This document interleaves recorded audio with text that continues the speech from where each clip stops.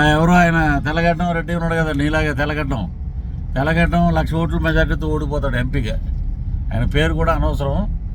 చాలా అమాయకుడుగా చాలా బ్రహ్మాండంగా విశాఖపట్నాన్ని దోచుకుని తినేసిన ఏటు మీకు అర్థమై ఉంటుంది పేరు. కాబట్టి వేమిరెడ్డి ప్రభాకర్ రెడ్డి గారు 1,00,000 పైసలకు మెజార్టీతో గెలుస్తారు. నెల్లూరు మొత్తం మీరు మరీ ఇదిగా ఉండరు కాబట్టి జిల్లాకు ఓట్లు ఎక్కడ పడేద్దాం. నెల్లూరులో కూడా ప్రజలు ఒక సీటు మీకు పడేస్తూ ఉండరు.